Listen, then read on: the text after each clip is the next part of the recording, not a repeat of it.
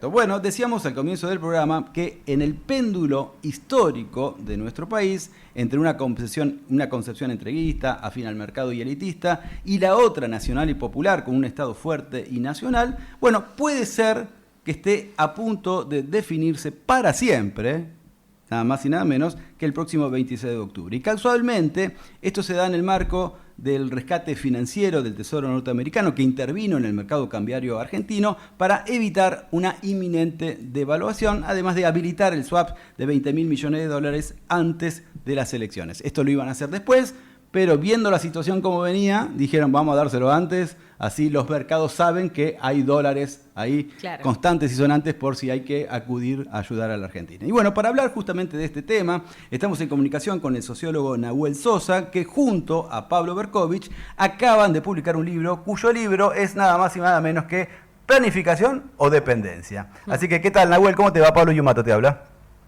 ¿Qué tal, Pablo? ¿Cómo estás? Bueno, muchas gracias por atendernos, Nahuel, No, a ustedes por la invitación. Faltaba más. Bueno, a ver, ¿qué te puedo preguntar, en relación a todo esto? Bueno, si Fuerza Patria, o el peronismo no ganan en octubre, ¿estaríamos más cerca que nunca de la dependencia absoluta de Estados Unidos? Bueno, me parece que, por un lado, si uno lo piensa en clave electoral, una derrota de Fuerza Patria seguramente alentaría una consolidación hacia un sendero de mayores niveles de dependencia y una consolidación de la extrema derecha como fuerza política en nuestro país. No obstante, me gustaría tampoco no tener una mirada tan electoralista, porque ha habido casos en la historia de nuestro país donde el oficialismo, incluso sin ir más lejos, el macrismo en el 2017 ganó, y luego los propios tiempos fueron tan vertiginosos que en el 2019 perdieron, ¿no? Creo que ahí siempre es bueno separar entre lo que es un triunfo electoral, lo que es un triunfo político y lo que es un triunfo cultural. No necesariamente las victorias o derrotas culturales van al mismo compás que los tiempos electorales. De hecho, por ejemplo, para los pueblos, una derrota cultural es mucho más difícil reponerse, les puede llevar años que una derrota electoral. Sí. De hecho, en términos culturales estamos perdiendo, evidentemente. Y yo diría que estamos en una situación claramente en una situación que es bastante más compleja que la que era hace por lo menos hasta el 2019, 2020, 2021, sobre todo porque post pandemia básicamente una parte importante de nuestra población cambió su narrativa y su percepción hacia el Estado, hacia lo público, y cambió, o sea, en algunos casos obviamente criticando cosas que son legítimas y justas, pero con una mirada muy escéptica, ¿no?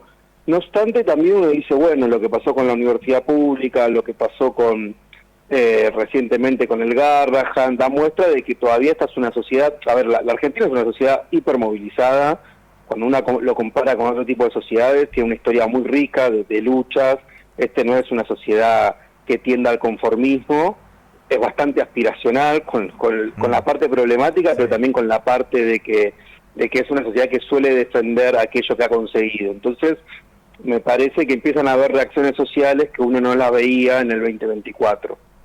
Sí, ¿vos crees entonces que, pase lo que pase el 26 de octubre, la sociedad va a estar atenta a que no se termine llevando adelante lo que mucha gente cree que es la sumisión total de Argentina a Estados Unidos, teniendo en cuenta lo que acaba de pasar directamente? Es casi la primera vez en la historia de nuestro país que el Estado, el Tesoro norteamericano interviene en el mercado de cambios argentino, en el mercado de cambios, sí digo bien, de una manera muy para ayudar justamente al Ejecutivo a evitar que haya una devaluación para que pierda las elecciones. O sea, lo que quiso en definitiva es ayudarlo a que gane.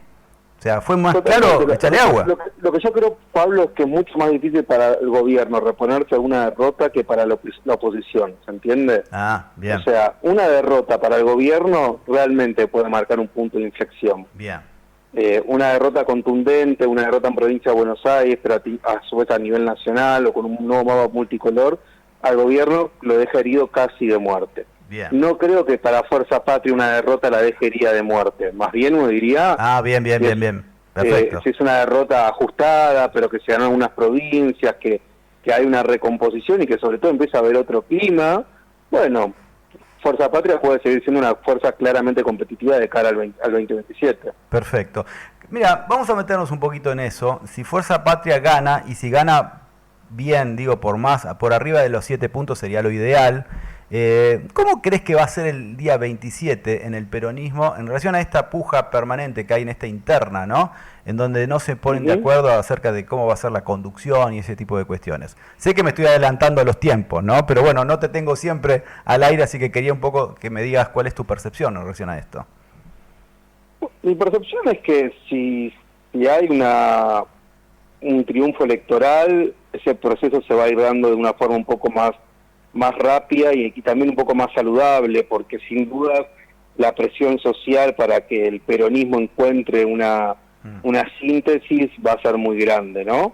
Sí. No obstante, a mí me parece que hay un problema que es mayor y es un poco lo que trabajamos con Pablo en el libro, Planificación de Dependencia, que es la consigna de la unidad hasta que duela es muy bella y puede ser muy eficaz en términos electorales, pero también venimos de una experiencia en la cual no va a alcanzar solo con la unidad hasta que duela. Bien. Es decir, si no hay un eje concreto, es decir, ¿qué va a hacer el peronismo con la deuda externa? ¿Qué va a hacer con cómo se va a hacer una reforma laboral popular? Por ejemplo, nosotros en el libro planteamos la necesidad de que haya una nueva reforma laboral, pero con popular y progresista, parecido a lo que hizo México, Colombia, en la cual se incluyen los trabajadores de la economía de la plataforma, de la economía del cuidado, de la economía popular. Desde nuestro punto de vista tiene que haber una reforma constitucional, no se trata solo de defender la democracia representativa frente a la extrema derecha, sino que esto debería ser una oportunidad para profundizar nuestra democracia. Bien. Si no hay todos esos elementos, y si no hay una hoja de ruta, que es aquella hoja de ruta que sale de la calle para después aplicarla en el Palacio, y yo creo que una nueva experiencia fallida, ahí sí te diría que quedará para muy difícil de revertir. O sea que el tema del libro que ustedes acaban de publicar, de alguna manera plantea un poco la idea de armar un programa coherente, justamente adaptado a estos tiempos, porque vos hablas de reforma laboral, en el fondo cada vez que se habla de reforma laboral siempre se habla todo a favor del patrón, de los patrones de la fábrica, de los dueños del capital y sacarle todos los derechos a los laburantes. Entonces vos estás planteando algo un poco un mix, ¿no? Bueno, ayudemos a los laburantes, pero tampoco los hagamos pelotas a los dueños del capital. Cosa que ellos no quieren, ellos quieren todo. Entonces, ahí me parece todo un trabajo que viene ya de, no sé, la reforma del 49 con Perón, donde hicieron hasta lo imposible para que esa constitución terminara cayendo, ¿no? De hecho, llegaron hasta bombardear la Plaza de Mayo, a ese extremo. O sea, estamos hablando de una derecha que odia todo lo que tenga que ver con los derechos sociales, los derechos de los laburantes, todo lo que tenga que ver con el derecho de los pueblos. Entonces, me parece que, obviamente, que el peronismo se tiene que unir con un programa coherente, racional, pero también hay que convencer al pueblo que cree a veces, o tiene la concepción tiene la tendencia a creer lo que la clase dominante le impone que crea, ¿no? Entonces, también hay que elaborar mucho en eso, ¿te parece? Totalmente de acuerdo. A ver, yo lo que creo que es momento de cambiar el tono de la conversación. Que hasta este momento muchas de las producciones que se hicieron es para analizar a las derechas, si esto es fascismo, si no es fascismo, si es una extrema derecha local, global, que está muy bien, pero no nos podemos convertir en derechólogos las 24 horas online. Ahora llegó el momento de plantear, bueno, ¿qué van a hacer los proyectos populares? O sea, ¿cuál es la hoja de ruta? Ok, la derecha es esto. Pero ¿y el proyecto popular qué va a hacer? ¿O vamos a hacer un como qué? Si vamos a discutir en serio qué se va a hacer, bueno, hay que discutir en serio qué se va a hacer. Discutir en serio, por ejemplo, vos mencionabas el tema de trabajo. Bueno, hay países que han tenido resultados, por ejemplo, en España, con el gobierno del PSOE, se redujo la jornada laboral y los índices de productividad de las empresas no bajaron. Lo que hay que hacer es dejar de regalarle banderas a la derecha, a la eficiencia. ¿Acaso en un Estado popular no debería ser el más eficiente de todos? ¿Por qué esa idea de que la eficiencia, obviamente porque cargamos con la historia de los 90, pero yo abogo a que un proyecto popular planteo el Estado más eficiente de todos? ¿Qué vamos a hacer? El IFE nos demostró que en este país había 6 millones de personas que no estaban registradas en ningún lado. ¿Vamos a planificar algo para esas 6 millones de personas? Bueno, una reforma popular, progresista, popular, incluiría, por ejemplo, ampliar los convenios colectivos para 6 millones de personas que hoy ni siquiera tienen obra social. Entonces creo que hay que pasar a la ofensiva en esa materia de agenda. Sí. Siento que muchas veces estamos discutiendo en la trinchera, la defensiva, en los propios términos que la derecha quiere que discutamos. Entonces la derecha ganó una batalla que parece que no hay posibilidad de una reforma laboral que beneficie a los empresarios si no es con la quita de los derechos de los trabajadores. Y eso es mentira. Claro. Uno puede tener una reforma laboral en la cual los empresarios sigan teniendo rentabilidad y los trabajadores tengan más derechos. Eso no está escrito en ningún lado, eso es un mito, una narrativa liberal que se reproduce como un mantra. En Colombia, por ejemplo, a la derecha que tanto le gusta lo de bajar el déficit. Bueno, Colombia y Brasil, dos gobiernos comunistas, entre comillas, bajaron el déficit. Claro. Entonces, sí. creo que tenemos experiencias concretas y actuales desde donde agarrarnos. No es que uno está diciendo, no, México, lo que está haciendo AMLO en México es para tomar una nota muy fuerte. Sí, totalmente. Subieron el salario mínimo, entonces me parece, bueno, Graboy hace poco planteó la idea del 3%, cobrar 3% de impuesto a la fortuna a los que tienen más de 10 millones de dólares. Creo que va por ahí, que tenemos que cambiar el tono de conversación e ir por ese lado que por otro. ¿En términos comunicacionales pensaron algo? ¿En qué sentido? De cómo, a ver, viste que la hegemonía permanente es plantearle a la sociedad que tiene que pensar como los dueños del capital permanentemente. Esa es un poco la teoría gramsciana. Ver, bueno, ¿qué se hace con las ideas permanentes que se transmiten en los medios de comunicación, en las redes sociales?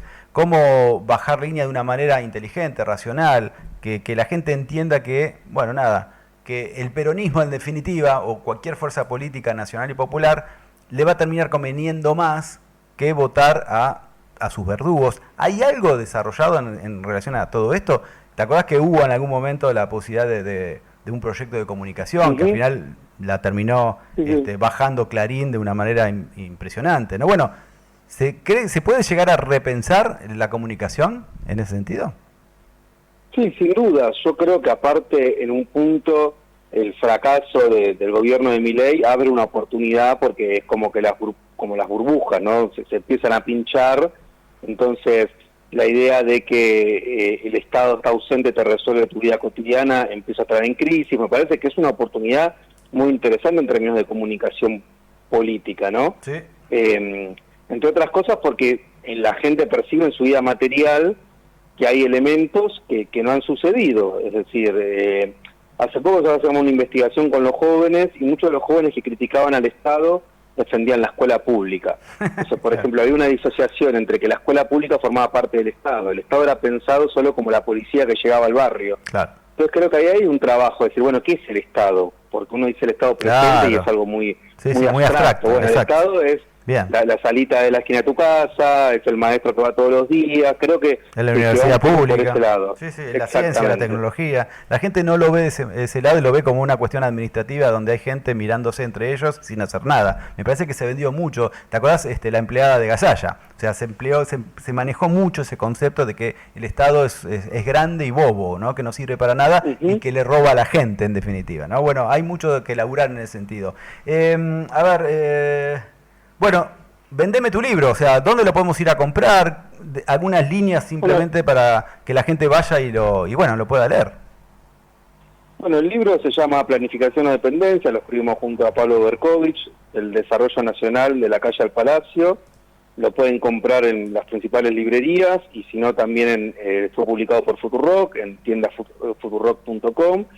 Y justamente el libro trata de recuperar la planificación como una herramienta política. Esto quiere decir mostrar que en nuestro país muchas veces de situaciones críticas se salió planificando, ¿no? Que esta idea que muchas veces nos instalan las derechas de que nos tenemos que acostumbrar a vivir en la incertidumbre, que adaptarnos permanentemente a que todo sea un caos, es una falacia, ¿no? Porque el capital siempre planifica, y planifica y mucho. O sea, el FMI, el Tesoro planifican de acá 10, 15, 20 años.